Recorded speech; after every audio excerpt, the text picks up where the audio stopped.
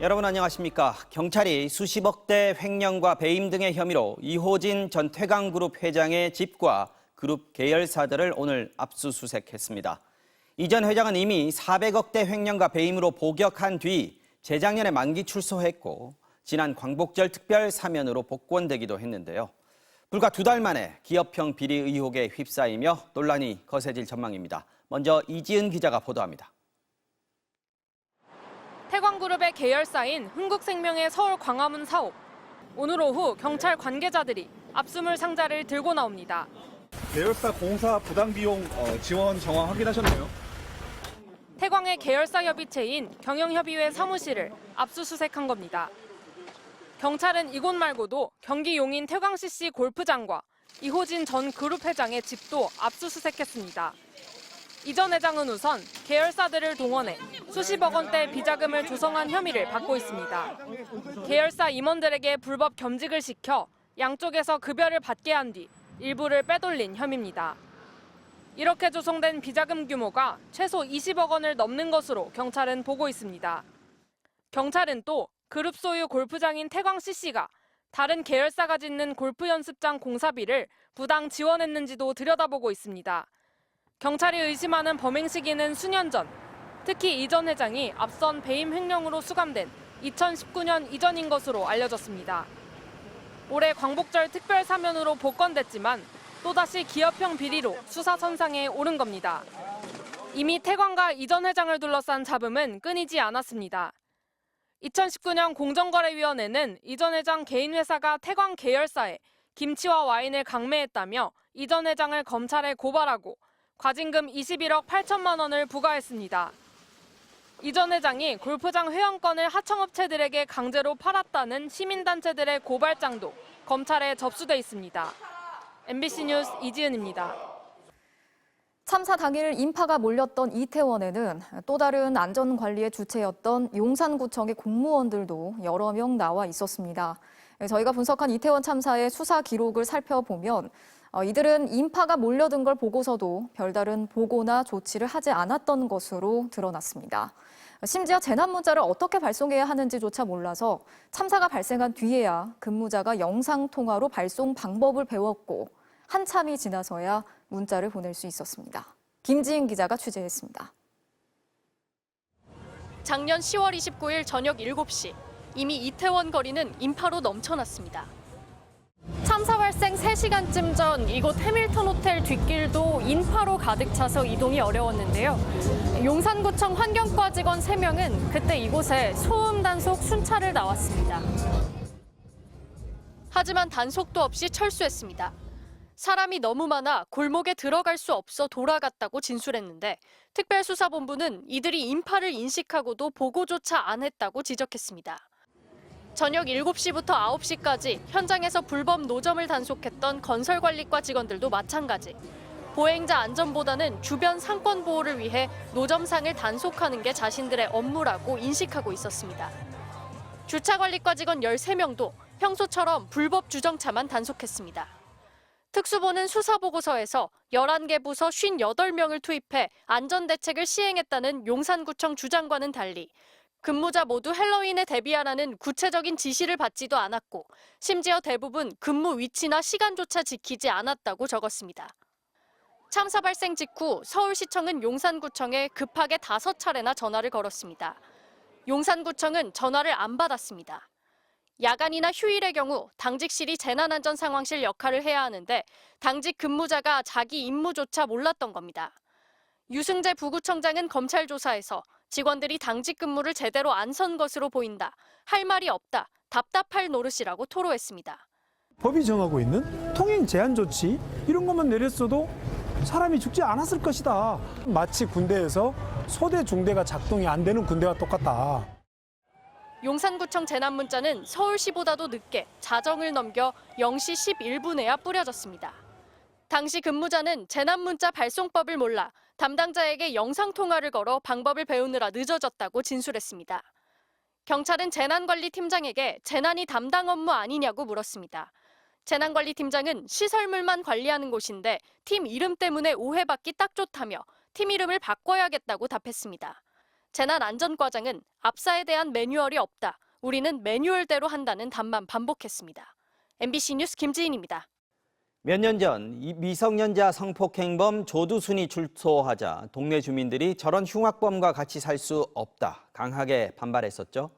정부가 앞으로 제2, 제3의 조두순이 출소할 때마다 같은 논란이 반복되지 않도록 강력 성범죄자들은 정부가 마련한 시설에서 일정 기간 거주시키는 방안을 추진하기로 했습니다.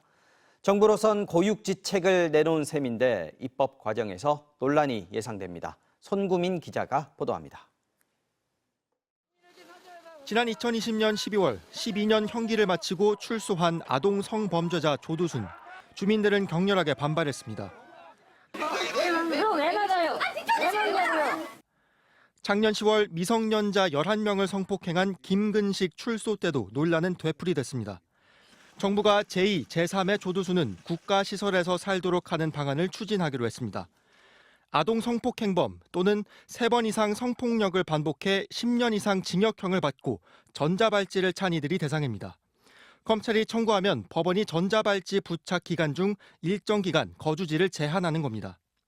대학생들이 많이 몰려 있는 원룸촌이나 학교 주변에 거주하더라도 막을 방법이 없습니다. 그 지역의 홍역을 치르는 상황이 반복되어 오지 않았습니까? 성범죄자 주거지를 제한하는 법은 미국 플로리다에서 처음 도입됐습니다. 성폭력으로 숨진 9살 피해자의 이름을 따 제시카법으로 불리는데 아동 성범죄자가 학교 500m 안에선 살 수 없도록 했습니다.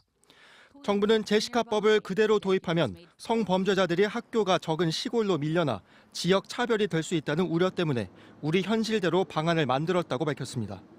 정부는 법안을 26일 국회에 제출할 예정인데 법안이 국회를 통과하면 현재 전자발찌를 차고 있는 325명이 1차 검토 대상이 되고 매년 5, 60명이 추가 검토 대상이 됩니다. 입법 과정에서 범죄자여도 죗값을 치렀는데 거주의 제한을 제한하는 건 지나치지 않은지 논란이 예상됩니다. 정부는 또 약물치료, 이른바 화학적 거세의 활용도 대폭 늘리기로 했습니다. 강력 성범죄자의 경우 성도착 환자인지 검사해 환자가 맞다면 반드시 약물치료를 청구하도록 의무화하기로 했습니다. MBC 뉴스 송구민입니다. 네, 2년 전 이맘때입니다. 전신주 위에서 홀로 작업을 하다가 고압 전류에 감전돼 숨진 고 김다운 씨. 그 참혹한 죽음이 MBC 보도로 알려졌는데요. 이후 경찰과 고용노동부는 김 씨가 속한 하청업체는 물론 한국전력 역시 안전수칙을 제대로 지키지 않았다며 기소 의견으로 검찰에 넘겼습니다. 그런데 검찰은 한전의 무혐의 결정을 내렸습니다. 검찰의 판단은 왜 달랐을까요? 차현진 기자가 그 이유를 취재했습니다. 재작년 11월 38살 김다운 씨는 전신주에 올라갔다 22,000V 고압 전류에 감전돼 숨졌습니다. 경기도의 한 신축 오피스텔에 전기 연결 작업을 하던 중이었습니다. 한국전력 하청업체에 입사한 지 불과 10달 만에 일어난 사고. 지켜지지 않은 안전 규정 때문이었습니다.